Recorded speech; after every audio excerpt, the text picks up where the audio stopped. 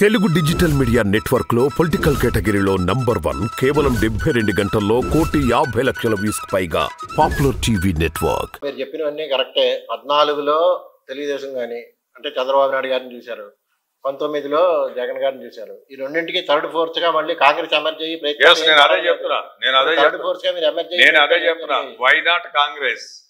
Why not Congress కర్ణాటకలో కాంగ్రెస్ కాగా కర్ణాటకలో కాంగ్రెస్ వచ్చింది, తెలంగాణలో కాంగ్రెస్ వచ్చింది, డెఫినెట్ గా ఆంధ్రాలో కూడా కాంగ్రెస్ వస్తుంది. మీకు అదే చెప్పింది. ఎందుకంటే రాజకీయాల్లో మీరు సీనియర్ జర్నలిస్ట్ గా ఉన్నారు. 2+2 ఎప్పుడు కూడా 4 కాదు. అనేక రాష్ట్రాల్లో మనం చూసాం. నిల్ నుంచి ఇమీడియట్ గా గవర్నమెంట్ ఫామ్ చేసిన రాష్ట్రాలు ఉన్నాయి. మనం అనేక రాష్ట్రాలు నేను ఎగ్జాంపుల్ చెప్తాను. డెఫినెట్ గా సార్ ప్రజలు విద్యులు అధికారంలో రాకపోయినా కనీసం రిప్రజెంటేషన్ నుండి చట్టసభలో రిప్రజెంటేషన్ నుండి స్థాయి కానీ మీరు ప్రజలను కోరేది అదే. ఈ ప్రజాస్వామ్యాలు ఇది పెద్ద అవకాశం. చంద్రబాబు నాయుడు చేసినటువంటి దగా కానీ మోసం కానీ, జగన్మోహన్ రెడ్డి గారు కానీ ఈ రాష్ట్రానికి చేసినటువంటి దగా కానీ మోసం నుంచి కానీ మేలుకోండి. ప్రజల పక్షాన, ప్రజాపక్షాన, దళితుల పక్షాన, బలహీన వర్గాల పక్షాన, మైనార్టీల పక్షాన ఉండేటువంటి కాంగ్రెస్ పార్టీకి ఓటేయండి. ఓటేస్తే మేము మీ తరఫున పోరాటం చేస్తాం. రాజ్యాంగ వ్యవస్థలు కానీ సంస్థలు కానీ చేతిలో పట్టుకుని పనిచేస్తున్నటువంటి ఇద్దరు ఈ రాష్ట్రంలో ముగ్గురు, తెలుగుదేశం, భారతీయ జనతా పార్టీ, పవన్ కళ్యాణ్ ఒకటే తానులో ఉన్నటువంటి ముక్కలు. వాళ్ళు ముగ్గురు కూడా ఒకటే, ముగ్గురు భావజాలం ఒకటే, ఒకరి కోసం పనిచేస్తున్నారు.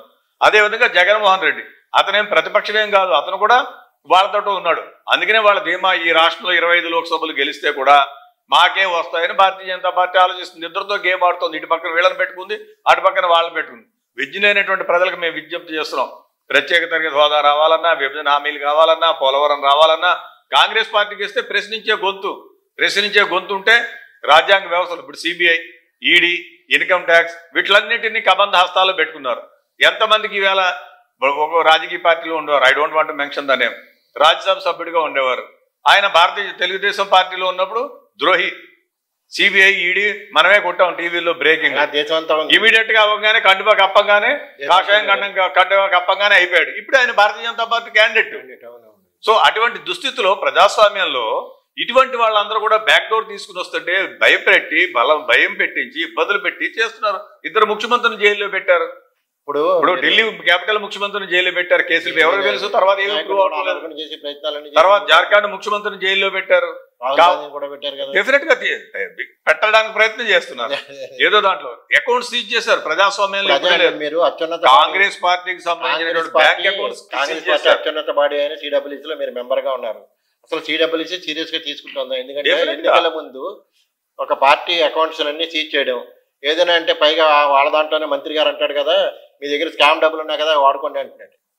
మరి అసలు ఎవరు దేశంలో ఎవరికి పూర్తిగా సామాన్యుడు కూడా అట్టుడికి పోయి మాట అంటుంటే మీ పార్టీ ఎందుకు స్పందించలేకపోయింది? స్కామ్ డబ్బులు వాడుకోండి అంటే ఏం చేశారు మీరు? అసలు వింటే సార్ 10 సంవత్సరాలు వాళ్ళ దగ్గర అధికారం ఉంది. అమిత్ షా లాంటి మోస్ట్ పవర్ఫుల్ హోమ్ మినిస్టర్ ఉన్నాడు. వాడడానికి వ్యవస్థల్ని ఏం చేయగలిగారు? ఎవరిని పట్టుకోగలిగారు? మీ దగ్గర ఉంది డబ్బంతా. మనం చూసాం కదా, క్విడ్ ప్రోకో కింద ఎలక్ట్రల్ బాండ్స్ ఇచ్చింది ఎవరు? సుప్రీంకోర్టు ఏం చెప్పింది? ఈ దేశంలో ఉన్నతమైనటువంటి న్యాయస్థానం ఇచ్చినటువంటి జడ్జిమెంట్ ఏం జరిగింది? దాంట్లో ప్రూవ్ అయిపోయింది భారతీయ జనతా పార్టీకి ఎంత డబ్బులు వచ్చాయి, కాంగ్రెస్ పార్టీకి ఎంత డబ్బులు వచ్చాయి, ఏ రాజకీయ పార్టీకి ఎంత డబ్బులు వచ్చాయని. These are all nothing but మనం ఎస్టాబ్లిష్ చేసాం. ఒక కాంట్రాక్టర్, నాకు తెలుసున్నటువంటి కంపెనీలో, ఒక నాలెడ్జ్ ఉన్నటువంటి కంపెనీలో 250 కోట్లు అతను ప్రాఫిట్ వస్తే 850 కోట్లు అతను ఎలక్ట్రల్ బాండ్స్ ఇచ్చాడు. How it is possible? అతను బ్యాలెన్స్ షీటే 250 కోట్లు ప్రాఫిట్ చూపిస్తుంటే అతను 850. అందుకే నేను ప్రజలను అడుగుతున్నా, అడిగేది ఏంటంటే అపోజిషన్ అనేటువంటి చాలా ముఖ్యము. కాంగ్రెస్ పార్టీ బతకాలి ఈ దేశం కోసం, రాజ్యాంగాన్ని కాపాడుకోవాలి, రాజ్యాంగ వ్యవస్థలను కాపాడుకోవాలి. మళ్ళీ ఇంకోసారి మోడీ వస్తే ఇప్పటికే మీడియాను కూడా లోపల పెట్టేశాడు. బిగ్ మీడియా హౌస్లందరూ కూడా కలిపేసుకున్నారు ఎవరో ఒకరు పార్ట్నర్ గా. సో ప్రజాస్వామ్యంలో మాట్లాడే గొంతు కూడా లేనటువంటి పరిస్థితి. రాజకీయ నాయకులందరినీ ఎలిమినేట్ చేస్తున్నారు. మొన్నటి వరకు మా కర్ణాటకలో డీకే శివకుమార్ గారిని ఎన్నో ఇబ్బందులు పెట్టారు ఎన్నికల్లో. సిబిఐ కోర్టు క్లీన్ చిట్ ఇచ్చింది ఏమి లేదని. అన్ని చోట్ల అలాగే చేస్తున్నారు. కావాలని తీసుకెళ్తున్నారు. చిదంబరం గారిని తీసుకుని జైల్లో పెట్టారు. అనేక మందిని ఇబ్బంది పెడుతున్నారు. మహారాష్ట్రలో మా ముఖ్యమంత్రిగా పనిచేసినటువంటి తర్వాత ఎప్పటికైనా కాంగ్రెస్ ఎఫెక్టివ్ గా వీటన్నింటినీ ఎదుర్కొనే స్థితికి ఎదిగిందని మీరు భావిస్తున్నారు? డెఫినెట్ గా అండి. రాహుల్ గాంధీ గారు భారత్ జోడో యాత్ర అనేటువంటి చాలా ఉపయోగించింది. It's an undercurrent. నేను చూసా అన్ని కన్యాకుమారి దగ్గర నుంచి కాశ్మీర్ దాకా నేను ఉన్నాను. దాని తర్వాత మొన్న మణిపూర్లో స్టార్టింగ్ రోజు నుంచి ముంబై దాకా నేను ఉన్నాను. ఏ సందర్భాల్లో నేను అన్ని సందర్భాల్లో కూడా పార్టిసిపేట్ చేశాను భారత్ జోడో. ఒక అండర్ కరెంట్ ఉంది ప్రజల్లో. ఎస్, ఒక సిన్సియర్ నాయకుడు, కమిట్మెంట్ తోటి పనిచేసేటువంటి వాడు, గాంధీ నెహ్రూ కుటుంబానికి అసలైనటువంటి వారసుడు, సింపుల్ సిటీగా ఉండేటువంటి వ్యక్తి రాహుల్ గాంధీ గారి నాయకత్వంలో, ఖార్గే గారి నాయకత్వంలో ఈ దేశం సేఫ్, అందరికీ అభివృద్ధి సంక్షేమం అందుతుంది. అంటే మీ లెక్క ప్రకారం ఎంతగా పెరగచ్చు ఇప్పుడు కాంగ్రెస్ అధికారంలో? కాంగ్రెస్ పార్టీ డెఫినెట్ గా మంచి మెజారిటీ తోటి ఈ దేశంలో అధికారంలోకి రాబోతోంది. You believe it or not, 100% నేను చెప్తున్నాను. కాంగ్రెస్ కానీ ఇండియా లేదండి, వాళ్ళకి 400 అనేది ఉంటే అతను తెలుగుదేశంతో ఎందుకు కలుస్తాడు? అంతే తిట్టిన చంద్రబాబు నాయుడు తోటి. అతనికైనా సిగ్గుండాలి, ఇతనికైనా సిగ్గుండాలి, అతనికైనా సిగ్గుండాలి, ఇతనికైనా సిగ్గుండాలి. రాజకీయాల్లో ఫస్ట్ ముఖ్యమంత్రిగా ఉన్నప్పుడు ఈయన మీద గుజరాత్ లో జరిగినటువంటి గోద్రా సంఘటనలు జరిగినప్పుడు మీకు గుర్తు, నాకు కూడా గుర్తు. I lost my commissioner of police to arrest him అని చెప్పాడు. అప్పుడు హైదరాబాద్ కమిషనర్ గా అప్పారావు గారు అడుగు పెట్టిన అరెస్ట్ చేపిస్తాను కమిషనర్ తోటి చెప్పని అన్నారు. అయిపోయింది. అధికారం వచ్చాక చంకలు గుద్దుకున్నారు, కలిశారు. మళ్ళీ మనం చూసాం ధర్మ పోరాట దీక్ష ఢిల్లీలో చేశారు.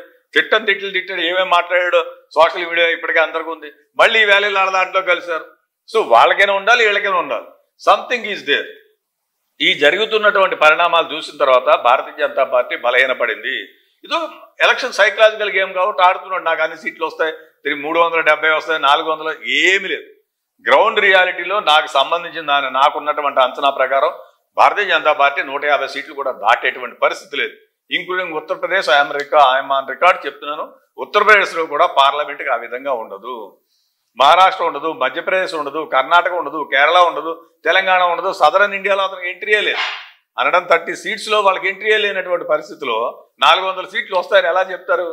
మిగిలిన చోట్ల అన్ని చోట్ల కాంగ్రెస్ పార్టీ పెరిగేటువంటి పరిస్థితి. సో డెఫినెట్ గా 100% కాంగ్రెస్ కానీ ఇండియా అలయన్స్ పార్ట్నర్స్ కానీ, ఇండియా అలయన్స్ పార్ట్నర్స్ ది నేను మొన్న ముంబైలో మీటింగ్ అటెండ్ అయ్యాను. ఇర్రెస్పెక్టివ్ ఆఫ్ వేరియస్ ఇష్యూస్ ఒక కామన్ మినిమం ప్రోగ్రామ్ పెట్టుకుని సిపిఐ కానీ, సిపిఎం కానీ, ఆప్ కానీ అందరూ కలిసి పనిచేస్తున్న నేపథ్యంలో కామన్ మినిమం ప్రోగ్రామ్ మీరు అనుకుంటున్నారు కానీ ప్రజలు విశ్వసించేలాగా మీరు యాక్షన్స్ ఉండట్లేదు. ఎందుకంటే అక్కడ వెళ్ళి బెంగాల్కి వెళ్ళేవాడికి ఆవిడ స్టేట్మెంట్ ఇస్తుంది, ఇంకో చోటుకు వెళ్తే వాళ్ళు స్టేట్మెంట్ ఇస్తారు, ఇంకో రాష్ట్రంలో ఇంకో స్టేట్మెంట్. సార్, ఇన్ని విభిన్న వైవిధ్యాలు ఉన్నటువంటి ఈ దేశంలో ఎవరు పొలిటికల్ ఇంట్రెస్ట్ లో వాళ్ళు చేస్తారు. గతంలో యూపీఏ 1లో కూడా మనం అలాగే చేస్తాం. మీకు ఐడియా ఉండొచ్చు. యూపీఏ 1లో కమ్యూనిస్టు సహకారంతో కాంగ్రెస్ పార్టీ అధికారంలోకి వచ్చింది. ఇండివిజువల్గా ఎవరు రాష్ట్రాల్లో వాళ్ళు చేసుకున్నారు, తర్వాత వచ్చి కలిశారు. సో మీకు ఐయామ్ ఆన్ రికార్డ్. ఈ రాష్ట్రంలో కూడా కాంగ్రెస్ పార్టీ సెంటర్లో గవర్నమెంట్లోకి వచ్చేటువంటి పరిస్థితి వస్తే మిగిలిన రాజకీయ పార్టీలు అందరూ కూడా కాంగ్రెస్ పార్టీ వెనకాల ఉంటాయి. Congress party live and let live, రాజ్యాంగాన్ని కాపాడుతుంది, సమాజంలో ఉన్న వ్యక్తులను కాపాడుతుంది, అందరికీ సహకారం చేస్తుంది. భారతీయ జనతా పార్టీ తినేస్తుంది, అది అందరికీ తెలుసు. చంద్రబాబు నాయుడుకి అర్థమైంది, జగన్మోహన్ రెడ్డికి అర్థమైంది. తప్పనిసరి పరిస్థితులు, కేసులు, దానికి భయపడి ఉన్నారు. సిబిఐ, ఈడీలు, ఎవరికి ఏం చేయాలో అర్థం కానటువంటి పరిస్థితులు.